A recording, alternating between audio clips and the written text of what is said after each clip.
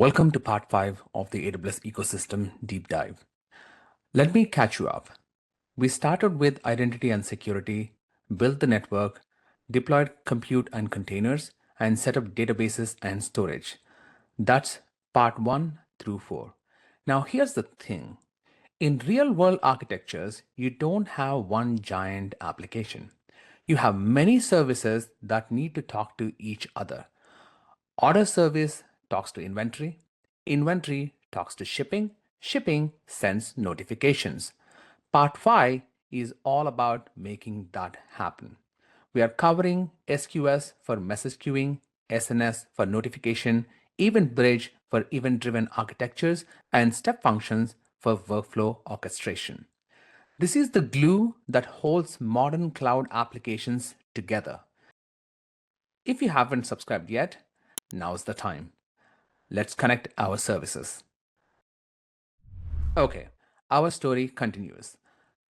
Applications are running, data is being stored, but here's the reality of modern applications. You don't have just one monolithic application anymore. You have multiple services that need to communicate with each other. Order services need to talk to the inventory. Inventory service needs to talk to the shipping service. Shipping service needs to send notifications. How do they all connect? That's where application integration services come in. Let's go to the options over here, and then we look into the application integration section, and this is where we find all the integration related services. First, and the most commonly used is SQS, which is Simple Queue Service. This is message queuing. Let me explain with an analogy you're familiar with. You're using WhatsApp. You send a message to your friend, but your friend is offline. Their phone is off. What happens to that message? It goes into a queue. WhatsApp holds on to it. And when your friend comes back online, the message is delivered. SQS works the same way. Service A sends a message. Service B might be busy, might be down for maintenance, might be overwhelmed with other requests. The message sits in the queue until service B is ready to process it. This is called decoupling. Your services don't need to know about each other directly. They just put messages in a queue and pick them up when ready.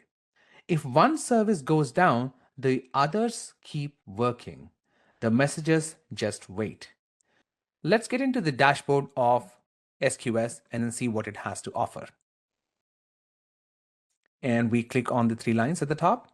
And then this is where you see the queues option in order to create queues. And let's click on create queue and then see how it's done. You have 2 types of queues, as you can see over here, standard and FIFO. Standard queues give you at least once delivery with best effort ordering, super fast and scalable. FIFO queues give you exactly once delivery with strict ordering when orders really matter, like financial transactions. Now, SQS is point to point, one sender, one receiver. But if you need to send a message to multiple receivers at once, that's SNS, Simple Notification Service. Let's go to the options over here in the application integrations, and then you will find SNS over here, Simple Notification Service, and let's go into its dashboard. And click on the 3 lines over here, and then you see topics and subscriptions. SNS is all about publish, subscribe messaging, that is PubSub. You create a topic, multiple services subscribe to that topic. When a message is published to the topic, all subscribers receive it simultaneously. Let's click on subscribers and then see what we can see over here. Clicking on create subscribers and look at the protocols. Subscribers can be different things: email addresses, SMS phone numbers, Lambda functions, SQS queues, HTTP endpoints. You publish once, everyone gets it. So here's the difference. SQS is point to point, one producer, one consumer. SNS is fan out, one producer, many subscribers. SQS messages wait in the queue until consumed. SNS delivers immediately. If you miss it, it's gone. Here's a real example. Customer places an order. SNS publishes to an order placed topic. Inventory service gets notified to update stock. Shipping service gets notified to prepare shipping.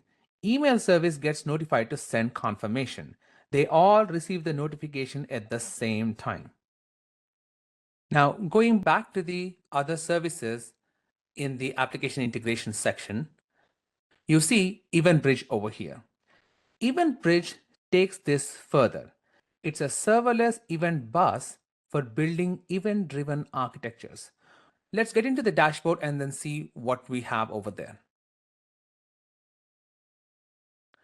You can see all the options available over here, especially the event buses and the rules, the most important things that we should be focused on. With EventBridge, you define event patterns and rules. Events come in. EventBridge filters them based on the rules, transforms them if needed, and routes them to the right targets. It's more powerful than SNS because you get filtering. Not every subscriber gets every event, only the ones that match their pattern. You get transformation, meaning modify the event data before routing. You get scheduling, like a cron job. Run something every hour or every day. And you get third-party integrations, connect to SaaS applications like Zendesk, PagerDuty, Auto.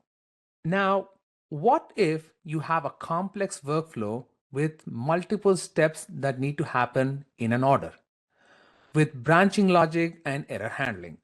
Now, that is step functions. It is again in the same application integration section. As you can see it, it is right here, step functions. Step functions coordinates multiple step workflows visually. Let's get into its dashboard. And it pops up all the available options over here, like the state machines and execution inspector. It coordinates multi-step workflow visually. You create state machines, visual representations of your workflow. Each step can call a Lambda function, interact with other AWS services, wait for a period, branch based on conditions, run steps in parallel. Here is a real example, order processing workflow. First, validate payment by calling a Lambda function, then check inventory with another Lambda. If it's in stock, call the shipping Lambda. If not, wait for restock, then ship. Finally, send confirmation via SNS. Step functions handles all of this orchestration. If something fails, it knows what to retry. If you need to debug, you can see exactly which step failed and why. But for organizations migrating from traditional message brokers, there is Amazon MQ, which is right there in the same application integration section. As you can see, it is here, Amazon MQ. It is a managed Apache ActiveMQ and RabbitMQ. If you're already using these message brokers on premises and you want to move to AWS without changing your application code, Amazon Q lets you do that. Your apps use the same protocols, JMS, AMQP, Stomp, and just point to Amazon MQ instead. And the next service, AppFlow, is interesting. It integrates SaaS applications with AWS services without writing code.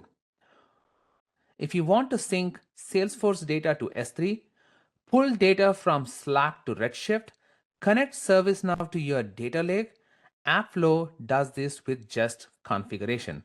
No custom code needed.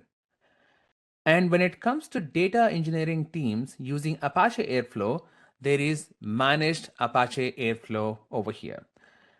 It is managed for data pipelines and workflow orchestration.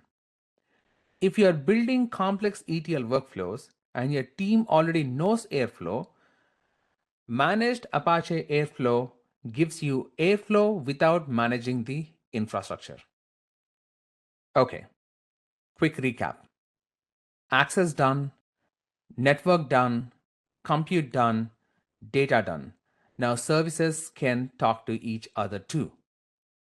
So services are integrated, data is flowing between them. Now the business asks, what insights can we get from all this data? That brings us to analytics, which we will cover in part 6. Part 5 is done, application integration. Okay. In part 5, we learned how to make services talk to each other. SQS for reliable message queuing with that WhatsApp analogy, SNS for fan-out notifications, EventBridge for sophisticated event routing, step functions for orchestrating complex workflows, and Amazon MQ and Airflow for specialized integration needs. Services are now communicating beautifully. But here's what the business cares about: insights. In part 6, we are diving into analytics like Kinesis for real-time streaming, Athena for querying S3, Redshift for data warehousing, and QuickSight for dashboards. We are over halfway through this series. If you have made it this far, you are serious about learning AWS, keep going. Like, subscribe, and share. Connect with me on LinkedIn. Links are in the description. See you in part 6.